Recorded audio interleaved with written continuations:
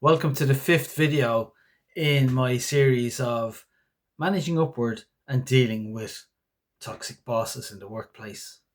Today, I want to talk to you about when your boss creates fear and anxiety in the workplace, a culture of fear and anxiety. And this one needs particularly careful handling. It takes a moment to actually think and realize in the moment the environment that you're working in. So, how do you approach it? Well, first of all, these toxic bosses will have a pattern, okay? And the pattern will be that every time you have to deal with this toxic boss, that you're consistently worried about how they're going to react. Whether they're going to smash the phone, whether they're going to throw things on the floor, whether they're going to tell you that your work is not good enough, whatever it is, um, you are constantly worried about how you're going to deal with the reaction of the information that you have to provide to them. So, the first thing I would say is don't normalize that.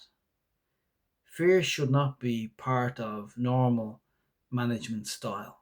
You should not be in fear of going to talk to your boss. And, that says an awful lot about the organization and the culture of the company and what's acceptable if you're in that situation.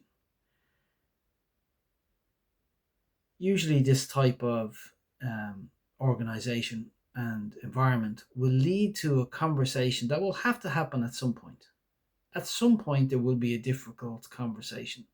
And when it happens, whether you're told your work is no good, whether somebody is trying to throw you under a bus, um, whatever the reason is that this toxic boss is micromanaging you, telling you're doing things wrong, you have to have facts and examples of the pattern of behavior of what you have had to deal with.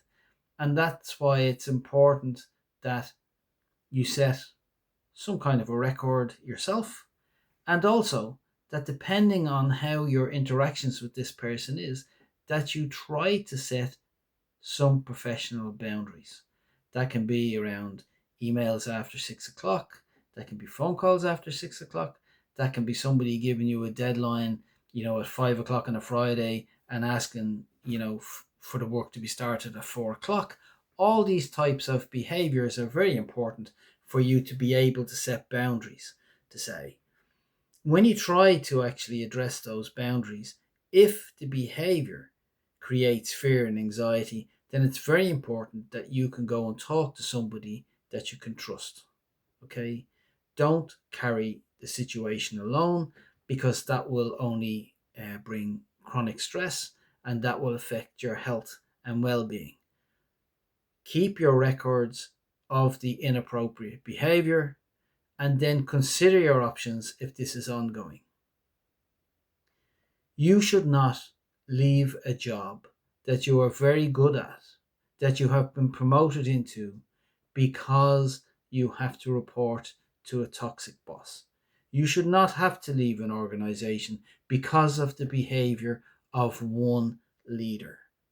So consider your options, gather your information, talk to a HR person, senior manager person, employee assistant, you know, and then, if the organization doesn't want to do anything about it, then people have to consider whether or not they want to move from that organization because it clearly doesn't value the people that are working for it. A challenging job is one thing. Living with fear of your boss every day is something completely different and is not acceptable.